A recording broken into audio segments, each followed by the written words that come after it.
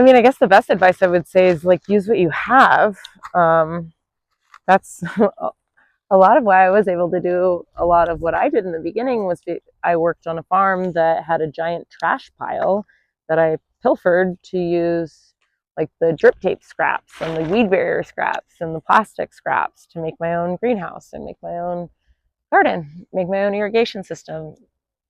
So I mean, obviously I was lucky because I had access to that. Not everybody does.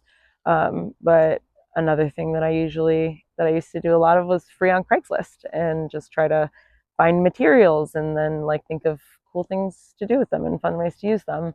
Um, be alert, meet people, build community. I got these racks because I knew another farmer who was next door to the farm I was working at.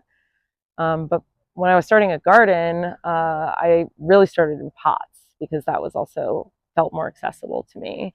And even though that like I maybe that does feel accessible and maybe it would work for you, like if there is any part of the ground that you can plant in, I would suggest it because a pot means you're taking care of like everything and not allowing nature to do any of its work. But if you plant something in the ground and you add a little bit of nutrients or compost and uh, water, like, and I think my plants that live in pots die of lack of water much more frequently than my plants in the ground because like there's water stored in the ground, there's nutrients stored in the ground, and the soil will kind of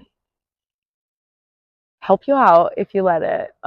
So I guess I'd recommend, getting a shovel and like kind of turning over the earth in a little spot and uh, finding a plant that you're really, really excited to eat or really excited to grow, really excited to tend to so that you pay attention to it and learn like at a small scale.